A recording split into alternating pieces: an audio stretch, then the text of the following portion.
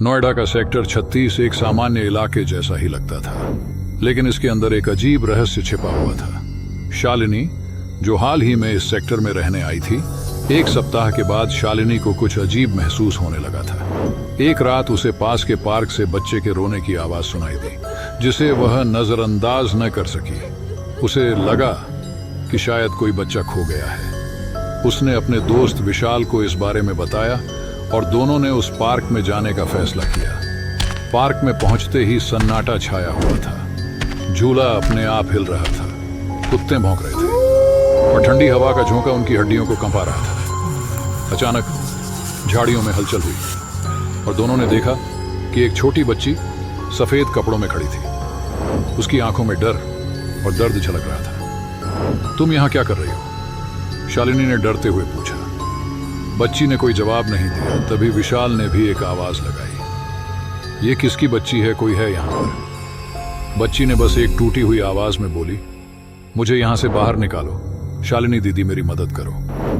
अचानक बच्ची की आवाज बेहद गहरी और भयावह हो गई। उसके मासूम चेहरे पर अचानक से एक विकृत मुस्कान आ गई। शालिनी और विशाल जैसे ही झादियों के पास गए, वो बच्ची झादियों के पीछे न जाने कहां गायब हो गई।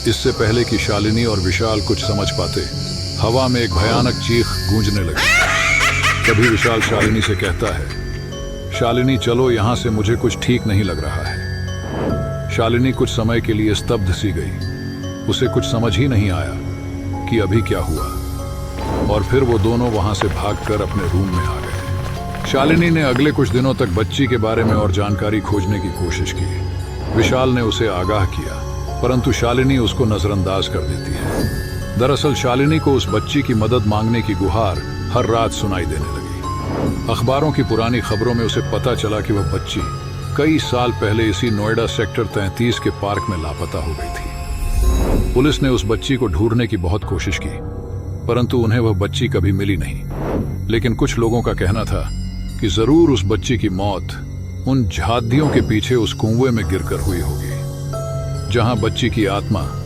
अब भी पार्क के उस कुएं में फंसी हुई है। शालिनी ने यह मान लिया कि बच्ची की आत्मा अभी तक मुक्त नहीं हुई थी और वह उसे मुक्ति दिलाना चाहती थी। वह विशाल के साथ वापस पार्क गई। इस बार वे दोनों बच्ची की आवाज का पीछा करते हुए झाड़ियों के पीछे बने एक पुराने कुएं के पास पहुंचे। उन्हें फिर वह आवाज सुनाई दी, शालिनी दीदी, मेरी मदद करो, मुझे बाहर निकालो यहां से। जैसे ही उन्होंने कुएं में झांका और आवाज लगाई कि एक अदृश्य शक्ति ने शालिनी का हाथ पकड़ लिया और खींचने लगी। विशाल ने उसे बचाने की पूरी कोशिश करने लगा, लेकिन तभी बच्ची का भयानक चेहरा उनके सामने प्रकट हुआ। उसने विशाल को हवा में उड़ा कर दूर फेंक दिया और कहा, ये मेरी दुनिया है, अब तुम भी यहीं रहोगी। तुम्हें यहां से कोई ले नहीं जा सकता शालिनी दीदी। कुएं से अचानक तेज आवाज में हंसी गूंजने लगी और शालिनी गायब हो गई।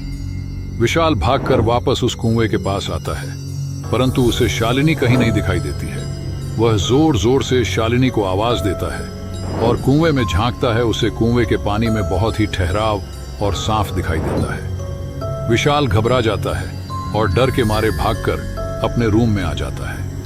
लेकिन अगले रात विशाल जब उस सेक्टर 33 से गुजर रहा होता है, शालिनी को फिर उसी पार्क में वह देखता है, सफेद कपड़े पहने। उसे देखते ही विशाल समझ गया, शालिनी भी अब उस बच्ची के साथ उसी रहस्यमयी दुनिया का हिस्सा बन चुकी थी। अगले दिन वह सेक्टर 36 छोड़ कर मुंबई आ जाता है।